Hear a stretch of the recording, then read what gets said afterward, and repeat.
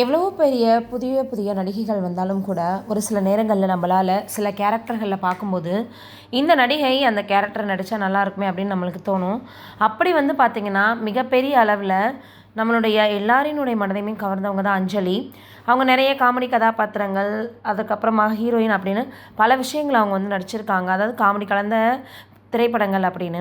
ஆனா, மிகப்பெரிய அளவுல அவங்க வந்து பார்த்தோம்னா, எல்லோருடைய மனதையும் கவர்ந்தது எந்த திரைப்படம்னா, அங்காடி தெரு தான். அதில ரொம்பவே கஷ்டப்படக்கூடிய ஒரு சூழ்நிலையிலேருந்து வந்து, அவங்க பார்க்கக்கூடிய வேலை, அவங்களுக்கு ஏற்படக்கூடிய கஷ்டங்கள், அதேபோல திடீர்னு அவங்களுக்கு ஏற்படக்கூடிய பல வந்து பார்த்திங்கன்னா, இன்னல்கள் அப்படின்னு அந்த படத்தில ரொம்ப அழகா சொல்லியிருப்பாங்க.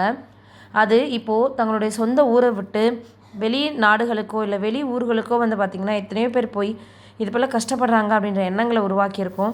அதுலேயும் அவங்க வந்து ஒரு துணிக்கடையில வந்து வேலை பார்க்குற மாதிரியான ஒரு சூழ்நிலை தான் அந்த கதையில உருவாக்கியிருப்பாங்க. அதில ஹீரோ வந்து இவங்கள எப்படி காப்பாத்துறாரு, காலை இழந்த போதும் கூட எப்படியெல்லாம் அவங்கள வச்சு பார்த்துக்கிறாரு, அப்படின்ற மாதிரி வந்து ரொம்ப அழகா வந்து அந்த படத்தில காட்டியிருப்பாங்க.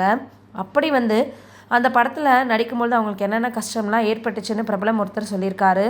ரியலா இருக்கணும் அப்படின்றதற்காக சில விஷயங்கள சொன்னாராம். அப்போது அஞ்சலி என்ன நினச்சாங்களாம், இந்த திரைப்படம் வந்து நல்லபடியா வந்துருமா அப்படின்ற டவுட் அவங்களுக்கு வந்துச்சாம். அந்த அளவுக்கு அந்த டைரக்டர் மேலே அவங்களுக்கு கொஞ்சம் வந்து பார்த்திங்கன்னா, நம்பிக்கை இல்லாம இருந்துச்சாம்.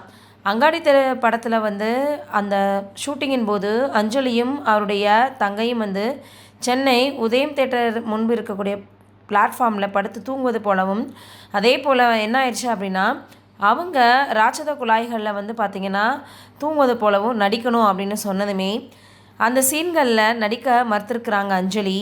பிறகு டைரக்டருடைய கட்டாயத்தில் வேண்டா வெறுப்பாக அந்த சீன்களை நடித்து கொடுத்துருக்காங்க. இதனால் டைரக்டர் அஞ்சலியை சமாதானம் செய்வதற்காக அதுவரை அந்த படத்தில் எடுக்கப்பட்ட அஞ்சலியின் சீன்களை எல்லாமே அவருக்கே போட்டு காட்டியிருக்காரு.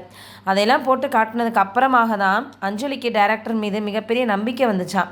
அந்த படத்தில் அதுக்கப்புறம் தான் முழுசாக அவங்கள ஈடுபாடு கொடுத்தாங்க நடிப்பில் அப்படின்னு இப்போ வந்து பார்த்திங்கன்னா பிரபலம் ஒருத்தர் சொல்லியிருக்காரு.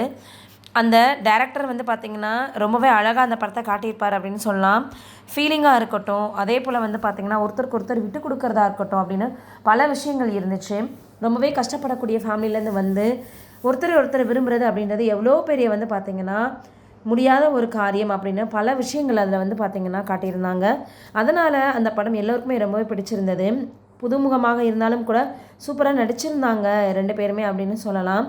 அப்படி ரொம்ப அழகாக அந்த திரைப்படங்களில் நடித்து மக்களிடையே நல்ல ஒரு வரவேற்பை பெற்றிருந்தாங்க அஞ்சலி. இந்த நேரத்தில் என்ன இருக்குது அப்படின்னா, நீண்ட நாட்களுக்கு அப்புறமாக அஞ்சலி அவர்கள் அங்காடி திரைப்படத்தில் இது போன்ற சீன்களை ஃபஸ்ட்டு நடிக்கவே இல்லை, அதுக்கப்புறமா தான் நடிச்சிருக்காங்க அப்படின்னு பேசியிருக்கக்கூடிய அந்த ஒரு விஷயம் சமூக வலைதளங்களில் வைரலாகி வருது. நீங்கள் என்ன நினைக்கிறீங்க அப்படின்றத மறக்காமல் கமெண்ட்டில் சொல்லுங்கள்.